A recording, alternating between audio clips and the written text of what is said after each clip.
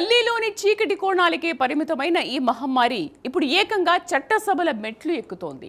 ఖాకీల కళ్లు కప్పి విలాసవంతమైన ఫామ్ హౌస్లను అడ్డాగా చేసుకుని బడా లీడర్లు ఆడుతున్న డ్రగ్స్ డేంజర్ గేమ్ ఇప్పుడు రాష్ట్ర రాజకీయాల్లో పెను ప్రకంపనలు సృష్టిస్తోంది.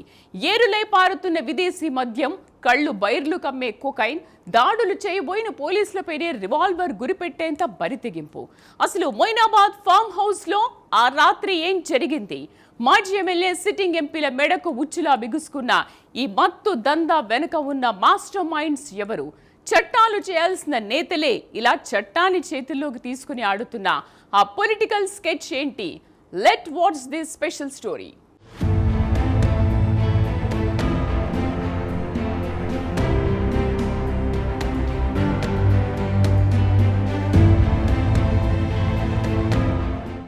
మత్తు ఒకప్పుడు యువతను మాత్రమే చిత్తు చేసిన మాయదారి మహమ్మారిని భావించిన వారందరికీ నేడది రాజకీయ రంగు పులుముకుని వ్యవస్థలనే శాసిస్తున్న వైనం స్పష్టంగా అర్థమవుతుంది.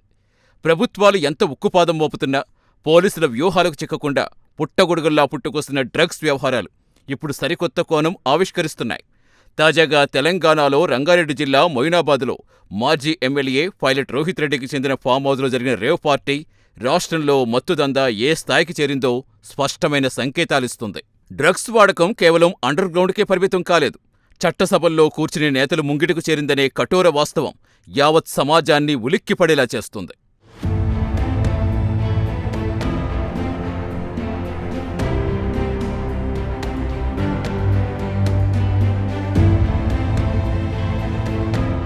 తెలంగాణ నార్కోటిక్స్ బ్యూరోకు చెందిన ఎలైట్ యాక్షన్ గ్రూప్ జరిపిన ఈ ఆకస్మిక దాడి డ్రగ్స్ దందా బట్టబయలు చేసింది.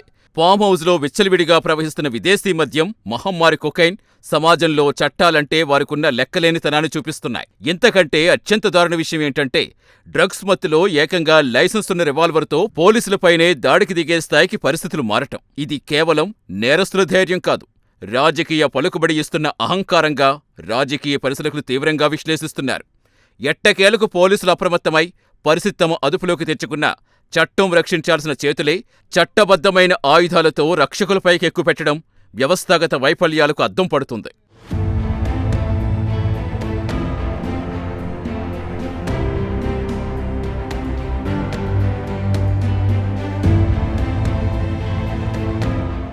ఈ రేవ్ పార్టీలో పోలీసుల ఎంట్రీతో బయటపడ్డ బాగోతం కేవలం ఒక రాష్ట్రానికే పరిమితం కాలేదు.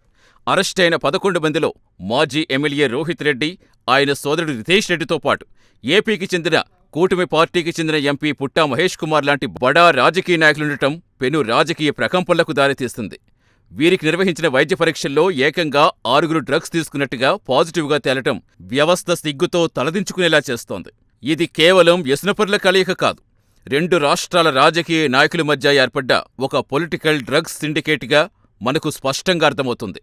అధికారం, ధనం, మత్తు ఈ 3 కలిస్తే చట్టం ఏ రకంగా పక్కదారి పడుతుందో చెప్పేందుకు ఈ ఘటనే ప్రత్యక్ష ఉదాహరణ.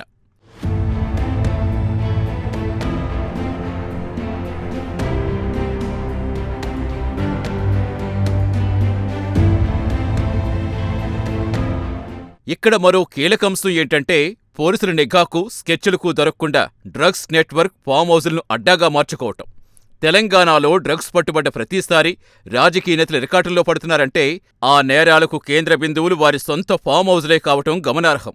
నగర శివార్లలో ఎవరికంటా పడకుండా ఉండే ఈ విలాసవంతమైన భవంతులు ఇప్పుడు విచ్చలవిడి మత్తు దందాకు, చీకటి కార్యకలాపాలకు సేఫ్ జోన్లుగా మారిపోయాయి.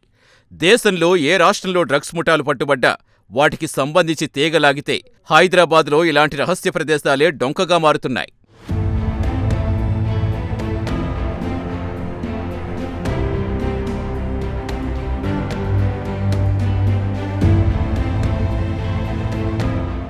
ఈ పరిణామాల నేపథ్యంలో రేవంత్ రెడ్డి ప్రభుత్వం అనుసరిస్తున్న వ్యూహాలిప్పుడు తీవ్ర చర్చగా మారాయి.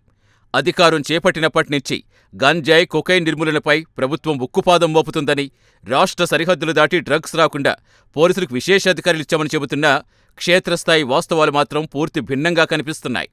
ఈ తాజా ఉదంతంతో అధికార కాంగ్రెస్, ప్రతిపక్ష బీఆర్ఎస్ నేతల మధ్య మాటల యుద్ధం తారాస్థాయికి చేరింది. ఎవరికి వారు పైచేయి సాధించే క్రమంలో ఈ వ్యవహారం రాజకీయ బురజల్లుకునే కార్యక్రమంగా మారుతుంది. అయితే ఒక అడుగు ముందుకేసిన కాంగ్రెస్ ఎమ్మెల్యే అనిరుద్ రెడ్డి సినీ యాక్టర్స్తో పాటుగా ఎమ్మెల్యేలందరికీ రెగ్యులర్గా డ్రగ్స్ టెస్టులు చేయాలనే డిమాండ్ తెరపైకి తేవటం రాజకీయాల్లో దాగి ఉన్న డ్రగ్స్ కల్చర్కి అద్దం పడుతుంది.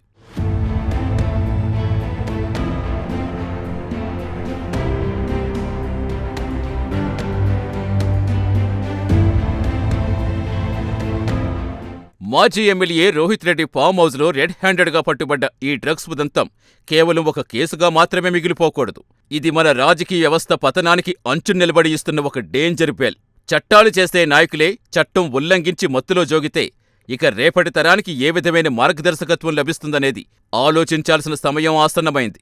పొలిటికల్ డ్రగ్స్ వ్యవహారం కేవలం ఒకరిద్దరి నేతలకు పరిమితమైన సమస్య కాదు.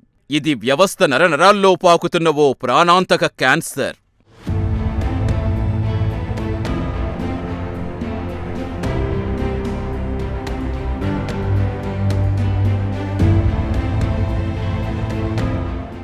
ఇది మన నాయకుల తెర వెనుక భాగోతం.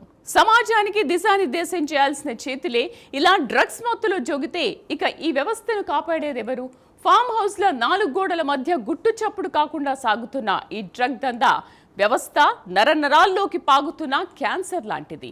పట్టుబడిన ఈ నేతలే కాదు, ఈ సిండికేట్ వెనుక ఇంకెంతమంది పెద్దల హస్తం ఉందో లాగాల్సిన బాధ్యత ఇప్పుడు కాకీలపైనే ఉంది. డ్రగ్స్ రహిత సమాజం కేవలం ప్రభుత్వాల మాటల్లో కాదు, ఇలాంటి బడాబాబుల భరతం పట్టినప్పుడే సాధ్యం. చట్టాలను ఉల్లంఘించే నాయకులు మనకు అవసరమా? సమాజం మేల్కొనకపోతే రేపటి తరం భవితవ్యం మత్తులో బలైపోక తప్పదు. ఇది అందరూ ఆలోచించాల్సిన విషయం.